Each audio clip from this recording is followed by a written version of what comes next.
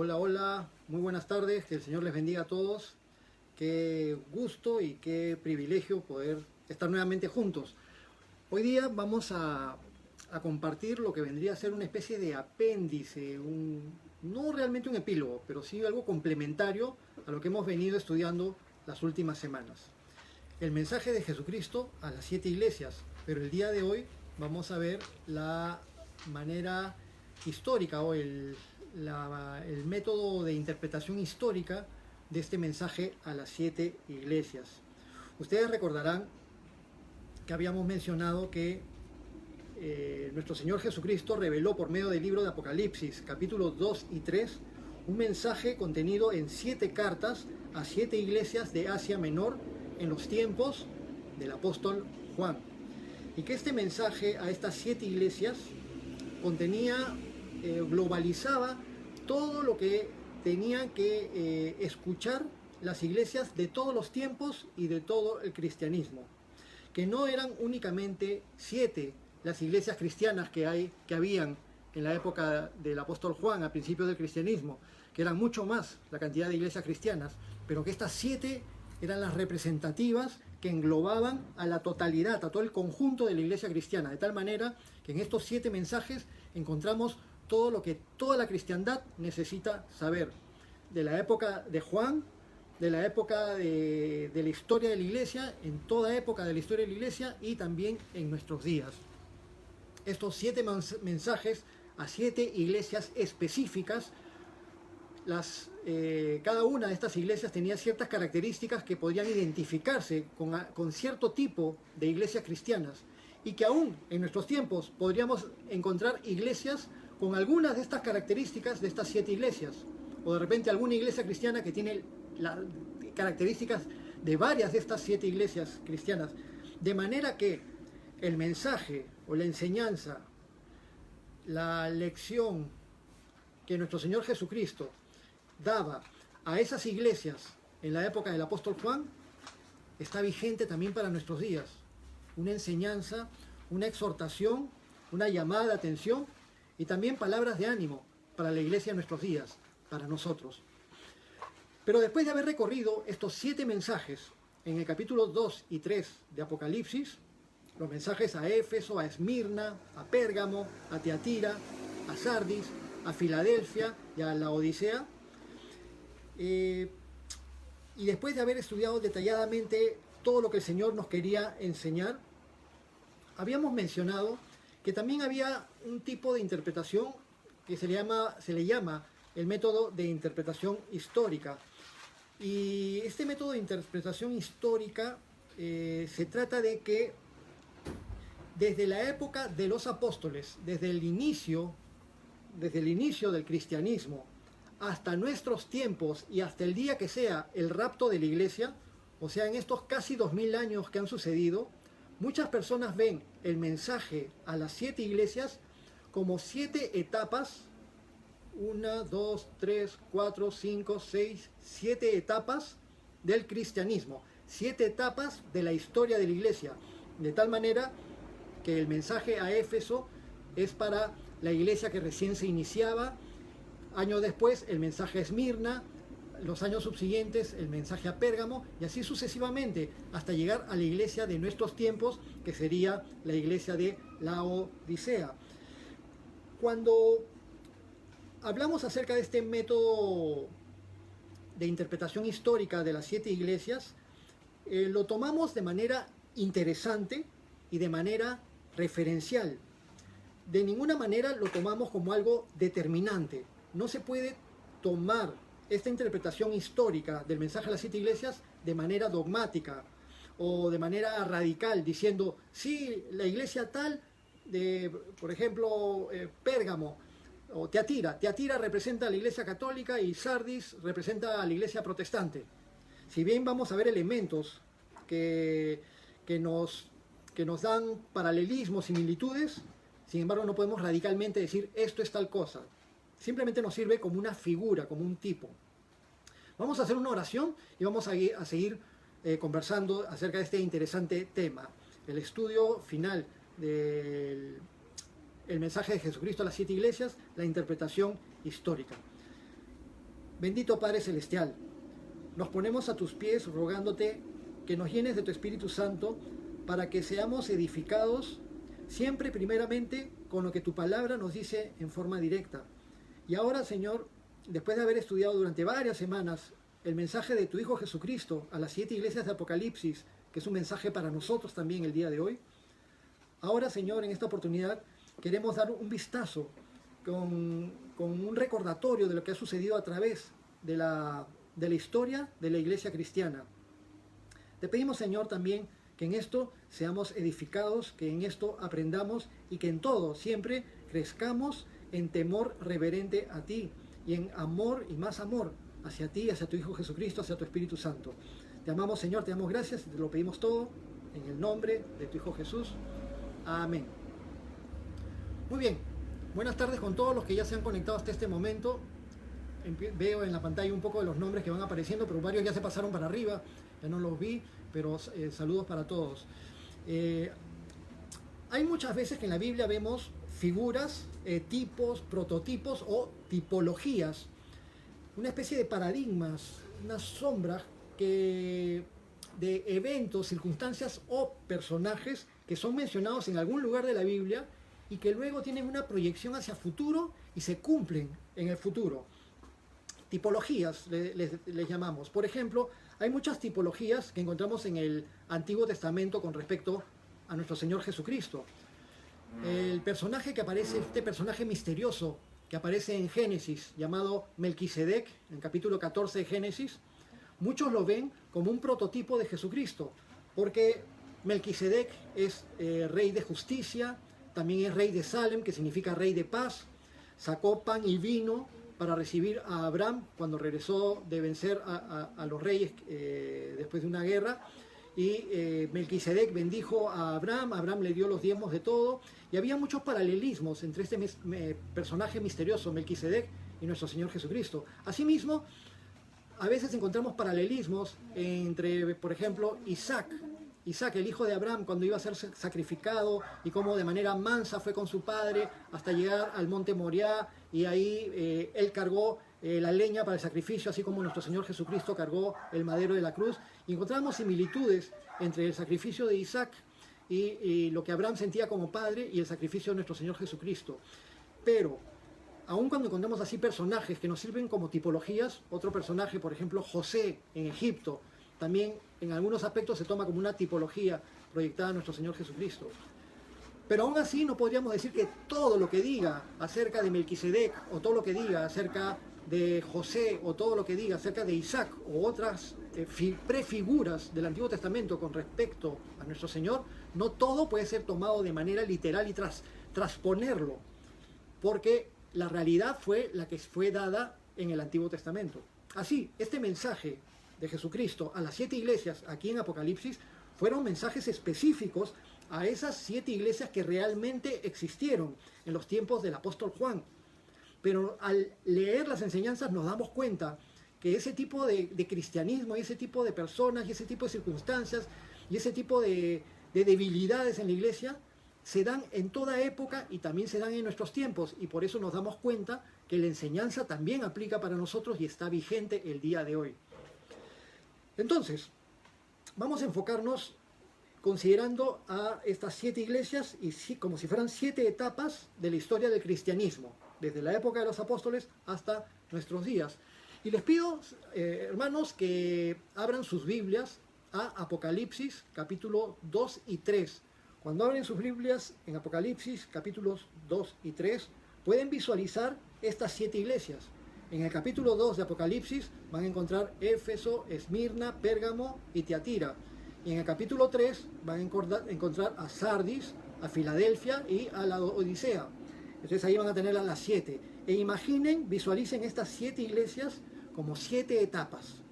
Entonces empezamos con la primera etapa, con la iglesia de Éfeso. Recordemos que Éfeso significa deseable, la primera iglesia que se identifica con el periodo histórico que comprende el inicio del cristianismo desde Pentecostés y durante todo el tiempo de la iglesia apostólica, el tiempo de la preponderancia del cristianismo en inicial, cuando las iglesias se reunían en casas y surgían iglesias en diferentes ciudades. Se toma este primer tiempo como aproximadamente desde el año 32 o 33 de nuestra era, desde Pentecostés hasta el año 100 aproximadamente, que es el año que se toma como referencia, pero probablemente del año de la muerte del último de los apóstoles, que fue el apóstol Juan. Entonces consideramos a la iglesia de Éfeso como la era de la iglesia apostólica, y se caracterizaba por ser una iglesia sana. Si leemos ahí el texto en Apocalipsis capítulo 2, veremos que era una iglesia que no toleraba lo malo y no toleraba a los falsos apóstoles. Una iglesia muy activa, con muchas obras, con evangelismo, con asistencia a los pobres, con obras sociales, pero sin embargo tenía un problema. Y el problema era que esta iglesia, con tanta actividad, con tanta doctrina, con tantas cosas por hacer, habían descuidado su primer amor, y nuestro Señor Jesucristo les llamó la atención por ese descuido. El amor a Dios, lo más básico y lo más importante dentro del cristianismo. Cabe mencionar que durante este tiempo de la Iglesia Apostólica es cuando empezó la expansión del cristianismo, como fue prometido por nuestro Señor Jesucristo, desde Jerusalén hasta Judea, Samaria y hasta lo último de la tierra. Es decir, ya para los tiempos apostólicos, ya la iglesia se había estado diseminando hacia el norte, hacia Siria, luego hacia la zona de Asia Menor y también hacia la zona de Asia, Persia, incluso hasta la India, donde murió como mártir el apóstol Mateo. Y durante esta época en que se expandió el cristianismo, Jesucristo utilizó nada menos que a 12 hombres viles y menospreciados, de lo vil y de lo menospreciado del mundo, para trastornar al mundo. Y también durante esta época apostólica, durante este inicio de la historia de la iglesia, se escribieron los diferentes libros del Nuevo Testamento. Por la gracia del Señor, la palabra de Dios que ustedes tienen en la mano fue escrita en esa época. Entonces, terminando esta era apostólica, del año 32 al año 100 después de Cristo, la era del inicio del cristianismo, la era de los apóstoles, recordaremos siempre a nuestro primer amor. Amarás al Señor tu Dios con todo tu corazón, con toda tu alma y con toda tu mente, como nos enseñó nuestro Señor Jesucristo, citando las Escrituras de Deuteronomio capítulo 6. Y en Apocalipsis 2:7, finalizando este mensaje, dice, al que venciere le daré a comer el árbol de la vida, el cual está en medio del paraíso de Dios. Luego continúa la etapa histórica de la iglesia de Esmirna, Éfeso y ahora Esmirna. Esmirna viene de la palabra mirra, que significa muerte. Algunos ven que también tiene una familiaridad o raíz común con la palabra hebrea mara, que significa amargura. Esta es una iglesia a la que nuestro Señor Jesucristo no le reprocha nada, sino que más bien le anima a perseverar a pesar de las pruebas y de los sufrimientos, incluso que iban a tener hasta la muerte. Entonces Esmirna, esta época, representa a la iglesia sufriente, identificada con un periodo histórico que abarca desde el fin de la era apostólica del año 100 hasta el año 313 después de Cristo, que fue cuando se dio un decreto del emperador Constantino por el cual el cristianismo dejó de ser perseguido en el Imperio Romano. Pero en el periodo de Esmirna, en este periodo del año 100 al año 313, hubo mucha persecución. En realidad persecución ha habido en toda etapa del cristianismo, pero en la época de Esmirna, que significa muerte, es una etapa donde ha habido mucha más presión y mucha más persecución. Las persecuciones se encrudecen y se vuelven mucho más fuertes en intensidad y en ensañamiento en contra de los cristianos. Imagínense, se estima que en los primeros 3 siglos del cristianismo, en los primeros 300 años del cristianismo, se deben haber ejecutado y deben haber martirizado por lo menos a más de 6 millones de creyentes cristianos en esos primeros 3 siglos del cristianismo. Y por supuesto, el número desde esa época hasta nuestros tiempos es un número incontable, pero Dios lo sabe. Todas las personas que mueren por causa de su fe. Algunos historiadores identifican por lo menos unas 10 persecuciones fuertes y destacadas del Imperio Romano en contra de la iglesia cristiana. Ustedes lo pueden buscar por Google, por internet. Las persecuciones del Imperio Romano en contra de la iglesia cristiana se dieron en este periodo, empezando por el emperador Nerón, este loco desquiciado de Nerón, a quien el apóstol Pablo probablemente predicó, y a causa de la predicación de Pablo se desquició y se ensañó tremendamente en contra de los cristianos e inició una tremenda persecución.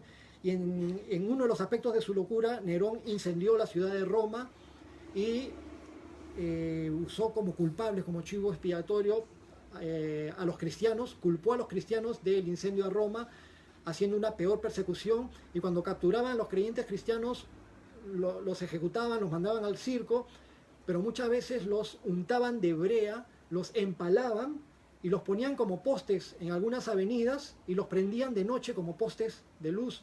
Y Nerón en su coche a caballos, todo endiablado, corría alrededor de las antorchas humanas formadas por cristianos. Desde esas persecuciones de Nerón alrededor del año 64 al 68 después de Cristo, hasta las persecuciones del emperador Diocleciano, donde hubo una tremenda gran persecución que duró como 10 años y donde buscaban a los cristianos en los bosques, en las cuevas, en las catacumbas y en donde los pudieran encontrar. Hubieron 10 persecuciones muy fuertes que son representadas por esta iglesia, la iglesia de Esmirna, la iglesia perseguida, la iglesia sufriente. Apocalipsis 2, versículos 10 al 11, nuestro Señor Jesucristo animó a Esmirna y nos anima también a nosotros, porque también vamos a experimentar pruebas y circunstancias difíciles y muchas veces persecuciones. Alrededor del mundo, en nuestros tiempos, muchos cristianos no pueden ejercer su cristianismo con libertad. Hay que orar por todos los creyentes cristianos alrededor del planeta, sobre todo en estos tiempos. Nuestro Señor Jesucristo nos dice en Apocalipsis 2:10, sé fiel hasta la muerte y yo te daré la corona de la vida. El que tiene oído oiga lo que el Espíritu dice a las iglesias. El que venciere no sufrirá daño de la muerte segunda. Después de Éfeso y después de Esmirna viene la iglesia de Pérgamo. La iglesia de Pérgamo. Y vamos a ver el periodo histórico que abarca la iglesia de Pérgamo. Pérgamo significa algo así como matrimonio pervertido. Es como que la iglesia de Cristo se empieza a mezclar con el poder mundano. Es una iglesia permisiva. Jesús les reconoce en el mensaje a Pérgamo que habían sido fieles en retener su nombre, en retener el nombre de Jesús y en no negar su fe. Pero les reprocha ser permisivos y permitir que permanezcan. Noten la palabra Pérgamo, permitir, permanecer, permisible, permeable. Y permitían la doctrina de Balaam, que significaba comer cosas sacrificadas a los ídolos, y en estas celebraciones idolátricas participar de fornicación idolátrica, y todo esto mezclado con personas que asistían a la iglesia y muchos lo practicaban. Y Jesucristo se lo reprocha a la iglesia de Pérgamo, le dice, tienes ahí aquellos que practican la doctrina de Balaam. Entonces Pérgamo es la iglesia permisiva, identificada con el periodo histórico que corre desde el año 313 hasta el año 590 después de Cristo.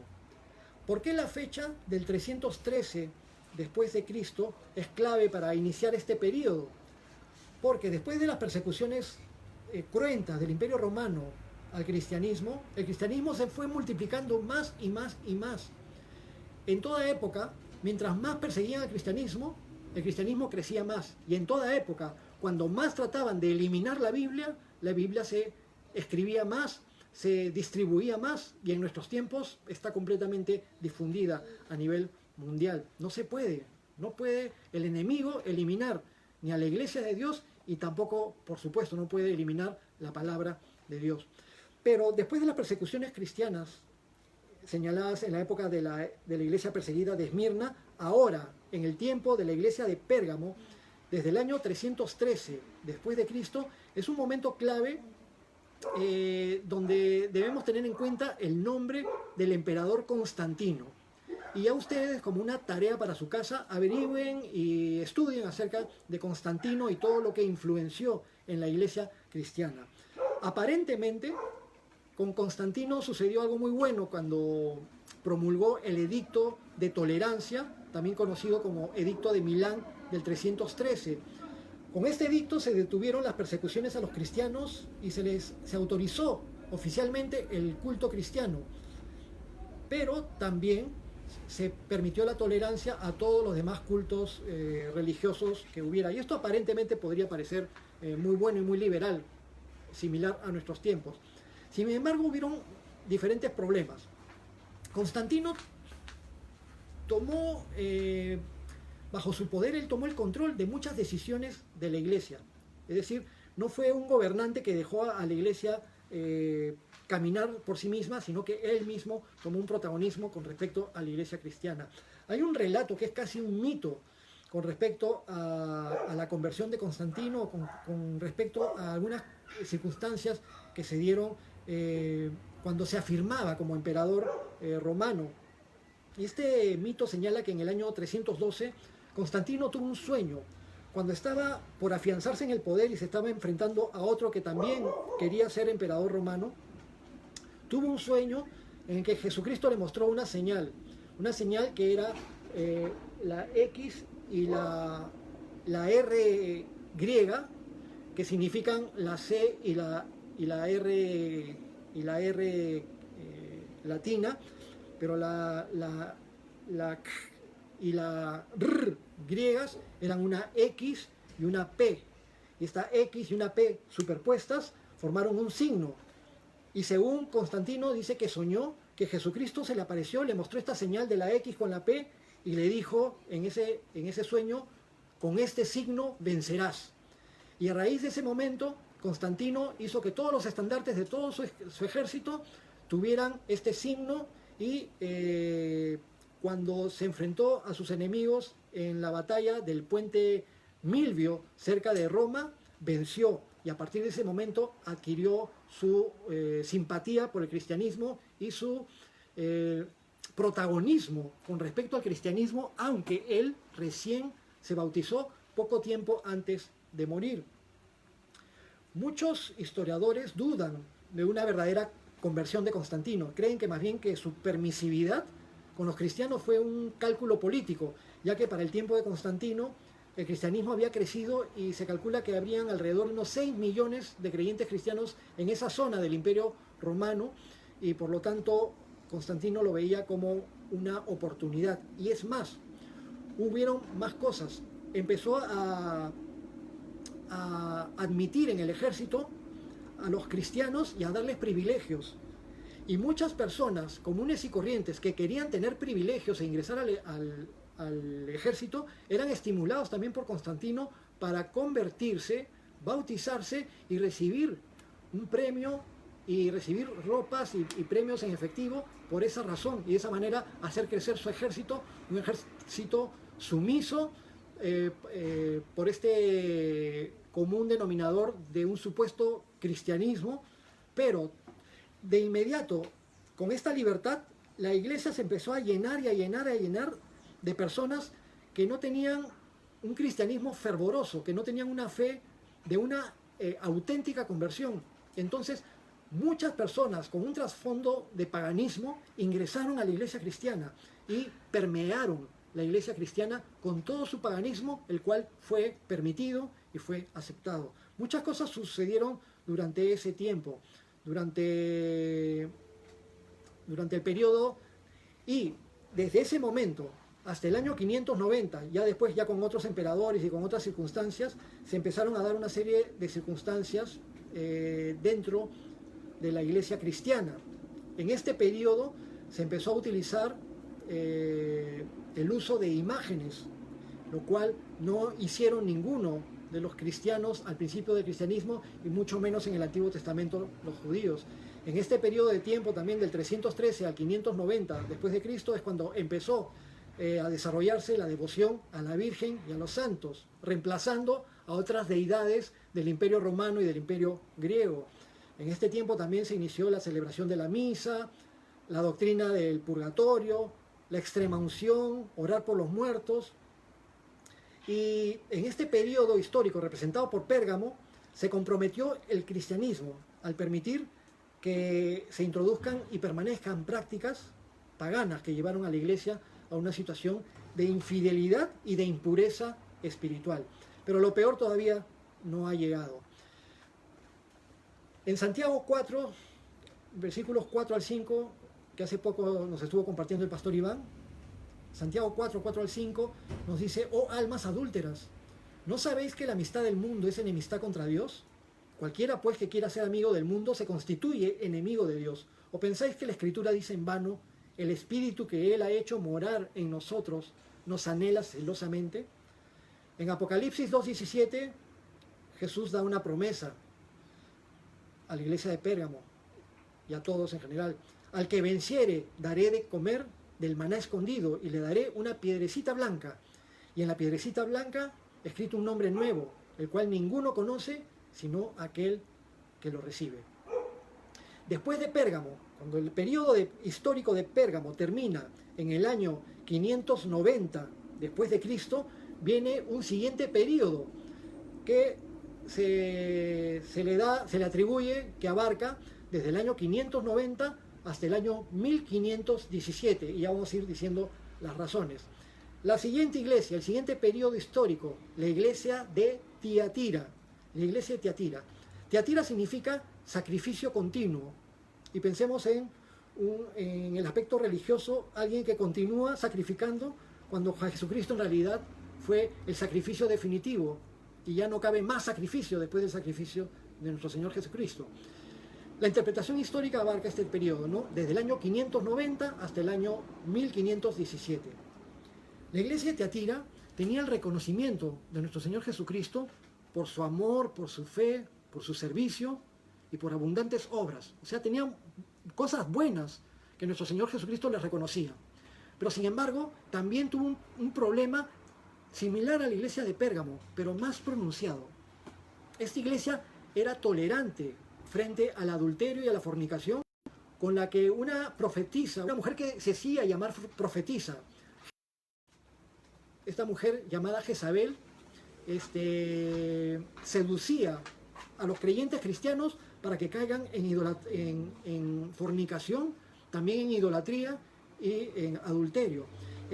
Pero el problema era que los miembros de la iglesia de Tiatira lo permitían y eran tolerantes con ello.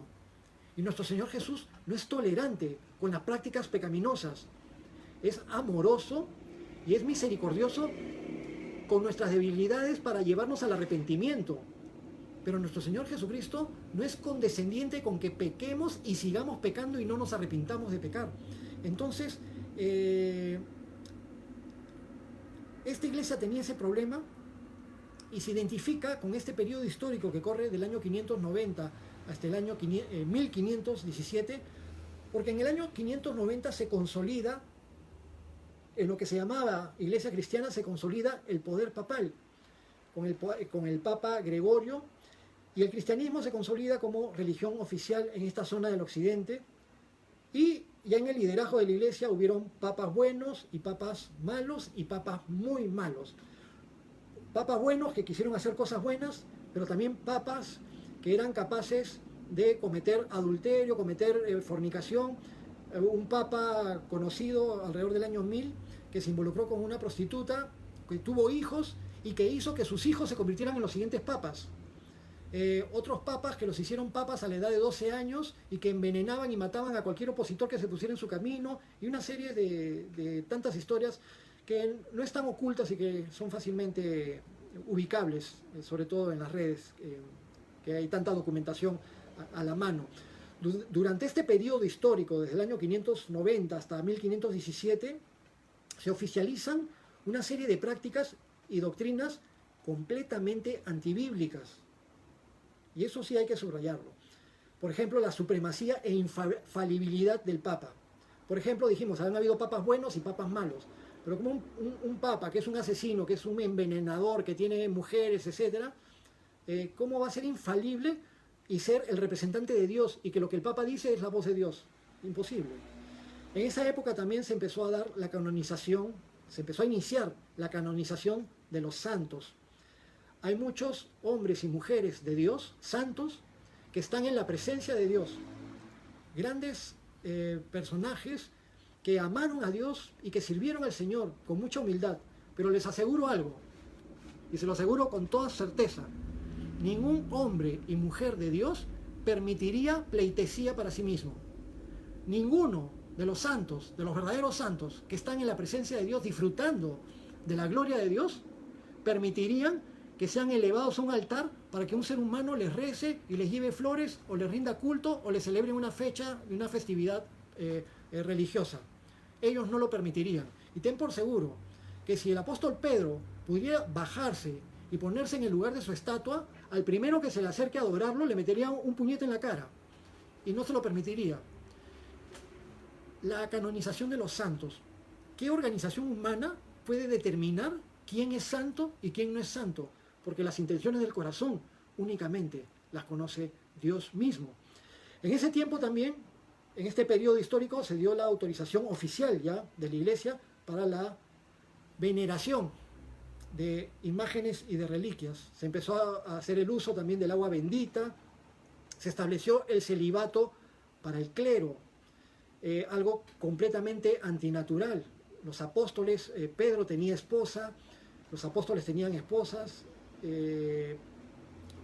los sumos sacerdotes de Israel tenían esposas. Nunca Dios quiso establecer el uso obligatorio del celibato para sus siervos.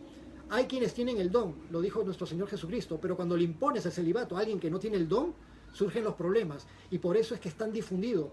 A un amigo mío que fue sacerdote católico, yo le pregunté: tú que tienes experiencia y que has estado adentro, según tu experiencia, ¿cuántos de los que están dentro del sacerdocio sacan los pies del plato? Es decir, se dan una escapadita, se meten con mujeres o cosas peores que eso. Yo le dije: ¿cuántos serán? ¿70%? Dijo: no, Fernando, 98%. Así, generalizado. No soy quien para juzgar. Lo que sí digo es que cuando un ser humano lo obligas a hacer algo que no es natural, va a caer en errores y que van a ser frustrantes. El celibato también fue impuesto en esa época. El uso del rosario, que viene del rezo de mantras del Oriente, también fue puesto en esa época.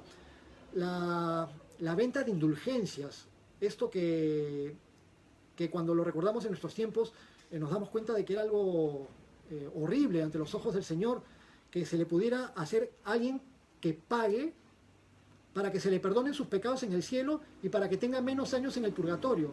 Entonces, si yo quería que mi abuelita Periquita ya no estuviera tanto tiempo en el purgatorio, yo daba una buena ofrenda a la iglesia y la iglesia determinaba que mi abuelita redujera de 2000 a 500 años de estar en el purgatorio. Y con eso reunían dinero para construir catedrales, etc. Eso también surgió en esa época. Cosas también muy dañinas, como la aceptación de la tradición al mismo nivel de la autoridad de las escrituras. Lo que dice la tradición y las costumbres lo ponen al mismo nivel que las escrituras. Durante esta etapa histórica también se dieron las cruzadas, circunstancias y eventos deplorables de la historia de la humanidad, de la depravación humana. Se dieron durante el tiempo de las cruzadas y, por supuesto, durante el tiempo de la Santa Inquisición. Este periodo termina en el año 1517 con la Reforma Protestante. Pero hay algo que quiero hacer énfasis.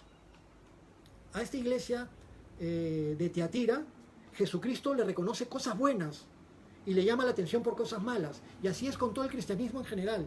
Y si identificamos este periodo con el periodo de esa etapa de la Iglesia Católica, Jesús le reconoce cosas buenas, pero le llama la atención sobre cosas malas, como sucede con todo el cristianismo y con todas las iglesias cristianas. En Apocalipsis 2, del 26 al 28, el Señor le promete a la iglesia de Tiatira: al que venciere y guardare mis obras hasta el fin, yo le daré autoridad sobre las naciones, y las regirá con vara de hierro, y serán quebrantadas como vaso de alfarero, como yo también la he recibido de mi Padre, y le daré la estrella de la mañana. Luego viene la etapa histórica de la iglesia de Sardis. Y vamos a ver que con Sardis vamos a encontrar cosas buenas y también cosas malas y cosas bien feas.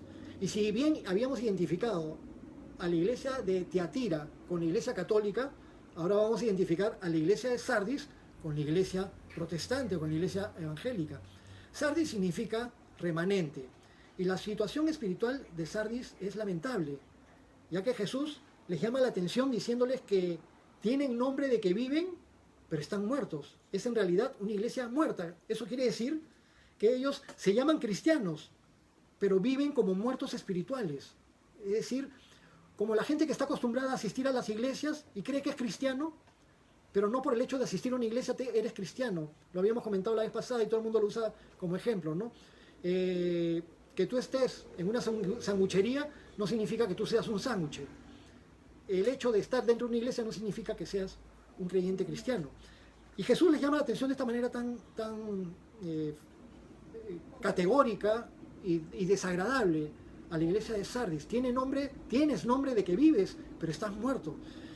Pero también ve un aspecto positivo. Les dice que tiene unas pocas personas que no han manchado sus vestiduras y que estas pocas personas son los remanentes que siempre han existido en todas las épocas de la iglesia y en todas las épocas del pueblo de Dios. Desde la época de Israel en el Antiguo Testamento, Dios siempre ha tenido remanentes de personas que amaban a Dios.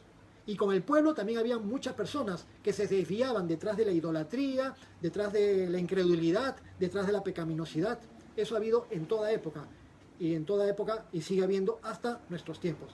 Entonces, esto nos ayuda a ver que con respecto a las iglesias y con respecto a las épocas, no se puede generalizar.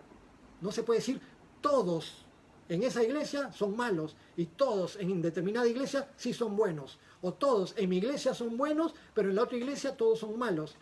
No podemos tener ese tipo de generalizaciones. Jesucristo sabe cuál es su remanente. El periodo histórico abarca desde el año 1517, con el inicio de la protesta, el inicio de la Reforma protestante, hasta el año 1793, casi 200 y pico de años.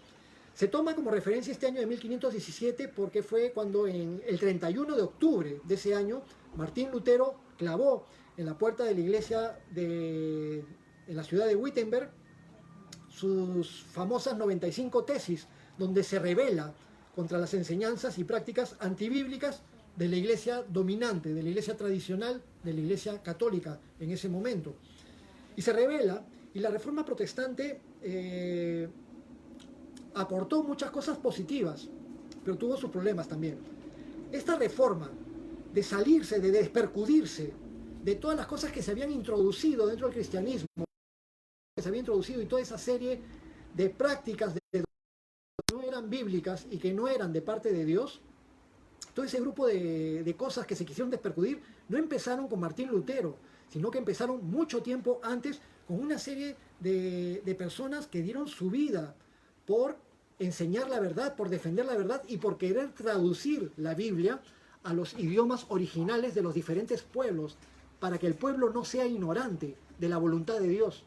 Porque cuando el pueblo tiene acceso a la palabra de Dios, puede conocer la voluntad de Dios y saber lo que es cierto y saber lo que es mentira. Saber cuándo te dicen la verdad y saber cuándo te engañan. Entonces, la reforma protestante permitió varias cosas positivas para la fe cristiana. Entre ellas, volver a la palabra de Dios como fuente primaria de autoridad. Nuestra máxima autoridad la reconocemos en la palabra de Dios, no en un ser humano, porque los seres humanos pueden fallar. Yo tengo un pastor y mi pastor también tiene su pastor. Y en otra iglesia habrá el presidente de esa iglesia, en otra iglesia habrá el reverendo. Tenemos autoridades, pero las autoridades pueden fallar. Hay sacerdotes, hay papas, hay pastores, hay reverendos, hay presidentes, autodenominados profetas, que han caído en pecados horribles, y no podemos nosotros poner nuestra confianza en un ser humano que puede fallar. Los seres humanos somos falibles. Por eso nuestra máxima autoridad es lo que dice Dios a través de su palabra. Nuestra máxima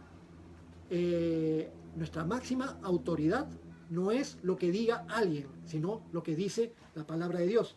Eso fue introducido con la Reforma Protestante. Se dejó de lado toda enseñanza y toda práctica que no estuviera en las Escrituras. Por ejemplo, la adoración a los santos o a las estatuas. Se dejaron de lado prácticas aberrantes, como las ventas de indulgencia y ese tipo de cosas. Y se regresó al concepto de la salvación por la fe y no por obras.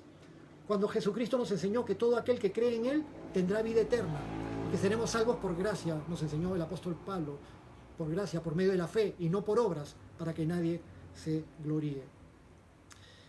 Las iglesias derivadas de la Reforma Protestante perduran hasta nuestros días también, al igual que las iglesias derivadas o el cristianismo derivado de la Iglesia Católica antigua hasta la Iglesia Católica actual. Todo el mundo se llaman verdaderos cristianos, y en esos tiempos también, en los tiempos de la iglesia de Sardis, también hubieron un mar de personas que decían ser cristianas, pero vivían como cualquier persona carnal, como cualquier persona mundana, y por eso es que Jesús les llama la atención. Ahora, si con este análisis histórico algunas personas con trasfondo católico se sienten incómodas con la analogía a Tiatira, bueno, digamos que a los protestantes la analogía también les tiene que caer bastante desagradables, porque en el lado evangélico se les llama la atención diciéndoles que tienen nombre de que viven, pero en realidad están muertos. Pero no se trata de enorgullecerse por ser católico ni por ser evangélico o protestante. Y cabe mencionar que Jesucristo no vino para fundar la Iglesia Católica o para fundar la Iglesia Protestante o para fundar la Iglesia de Jesucristo de los Santos de los Últimos Días o para fundar el movimiento misionero mundial o para fundar los Testigos de Jehová. Jesucristo vino a establecer su iglesia para llevarnos a los seres humanos hacia Dios. La iglesia le pertenece a Dios, una iglesia que le honre, que le obedezca, que le glorifique, que le represente adecuadamente a los ojos de los demás seres humanos y que de verdad, en un mundo de tinieblas, seamos luz. Eso es lo que debe ser la iglesia. Y que nos conozcan por el amor que nos debemos tener los unos a los otros. En Apocalipsis, capítulo 3, versículo 5, dice: el que venciere será vestido de vestiduras blancas, y no borraré su nombre del libro de la vida, y confesaré su nombre delante de mi Padre y delante de sus ángeles. La promesa de nuestro Señor Jesucristo para los fieles de Sardis. Y después del periodo de Sardis, que va desde 1517 hasta 1700, 1700 y pico, 1790 dicen algunos, luego viene la iglesia de Filadelfia. La iglesia de Filadelfia, la palabra Filadelfia significa amor fraternal. Y en la interpretación histórica se identifica a esta iglesia de Filadelfia con la iglesia que experimenta un avivamiento y un gran mover misionero, una gran carga por salvar almas, aproximadamente desde el año 1700 o 1700 y pico hasta el año 1914, ya tiempos bastante más modernos. Es una iglesia, la iglesia de Filadelfia, noten cuando lean el texto en Apocalipsis capítulo 3, que a la iglesia de Filadelfia, nuestro Señor Jesucristo no le llama la atención, no la regaña, y por el contrario, le reconoce las cosas positivas que posee. Y le dice: a pesar de tu poca fuerza no has negado mi nombre, por lo tanto he puesto delante tuyo una puerta abierta que nadie puede cerrar. Y es como que te dice: anda, haz la obra. Se lo dice a la iglesia de Filadelfia, se lo dice a todas las iglesias cristianas y nos lo dice a nosotros en nuestro tiempo.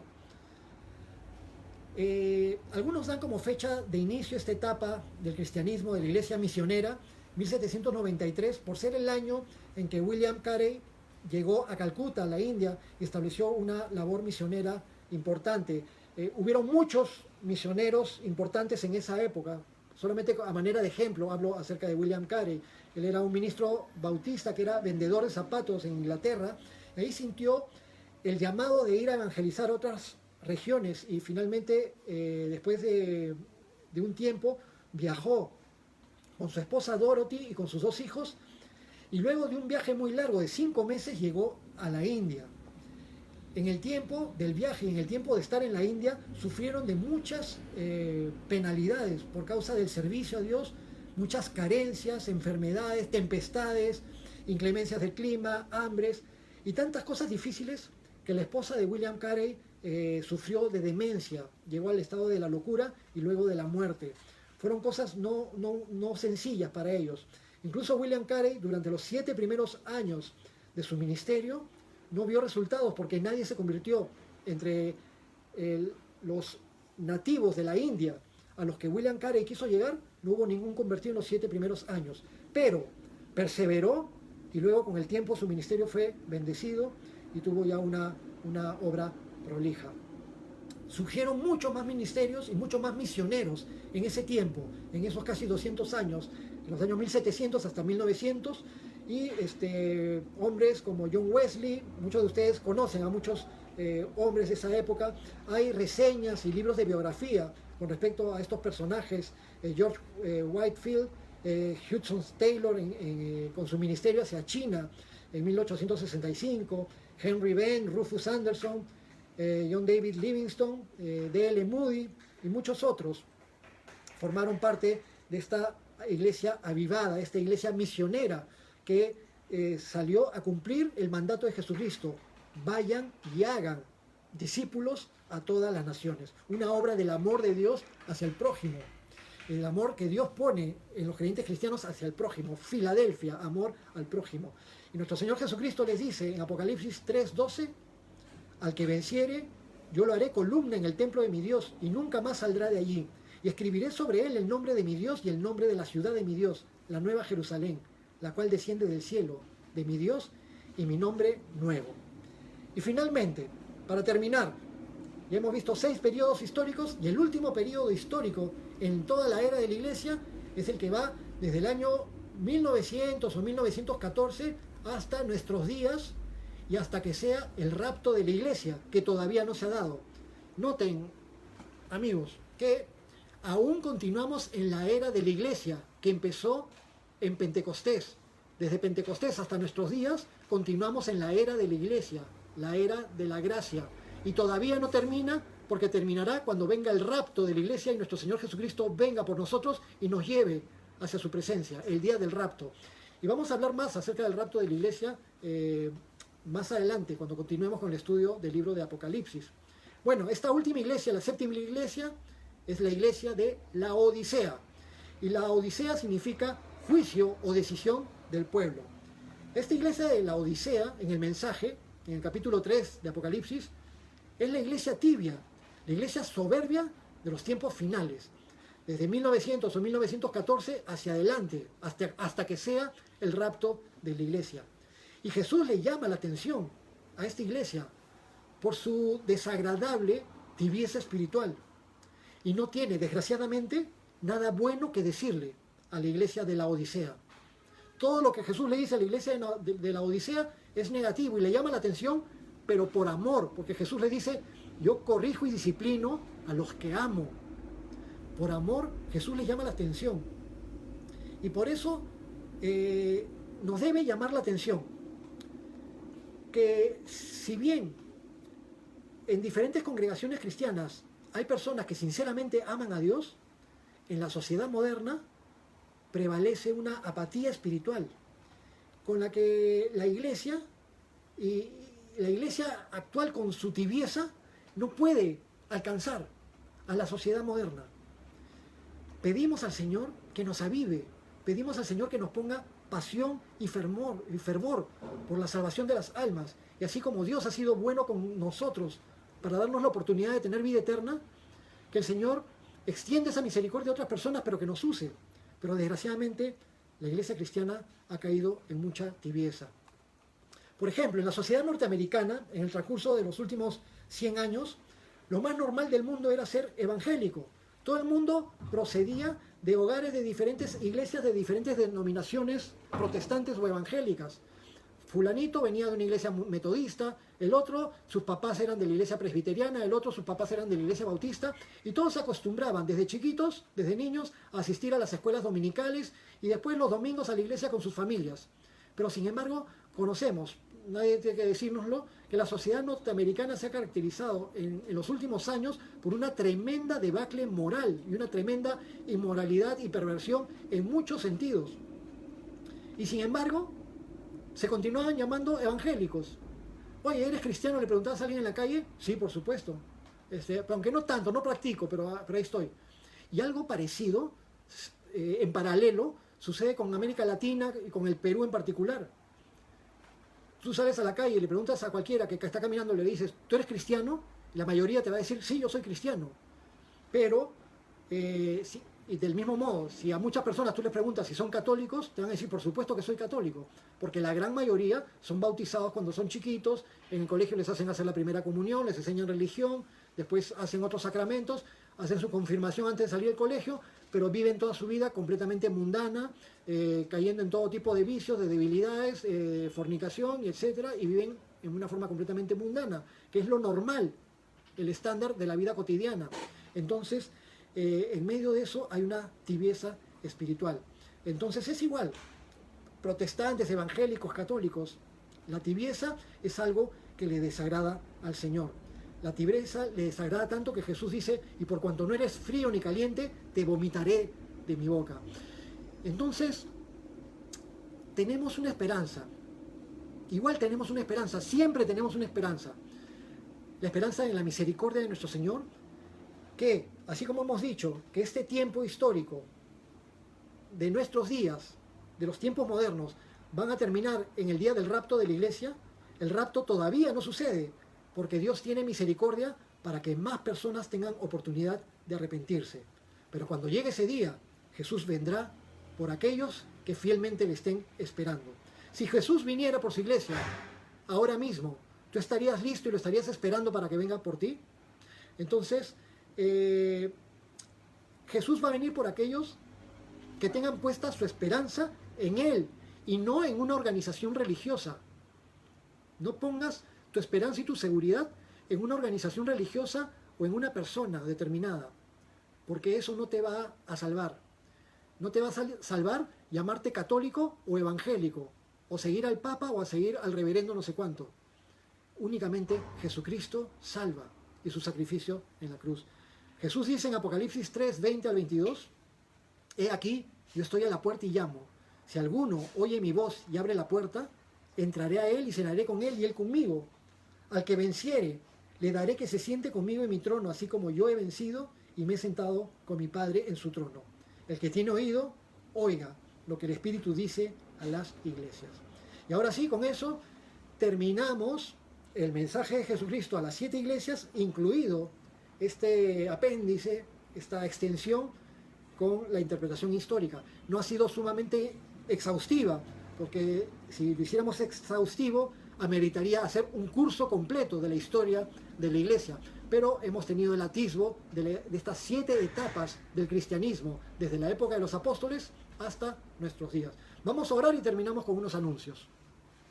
Bendito Señor, te damos gracias por todo aquello que viene de tu palabra y a lo cual tú nos permites ser expuestos. Ahora hemos visto, Señor, cómo ha sido el cristianismo, levemente hemos visto cómo ha sido el cristianismo desde los tiempos iniciales, cuando la iglesia se reunía de una forma sencilla, con los fundamentos de perseverar en tu palabra, en oración, en el partimiento del pan y en el amor al prójimo.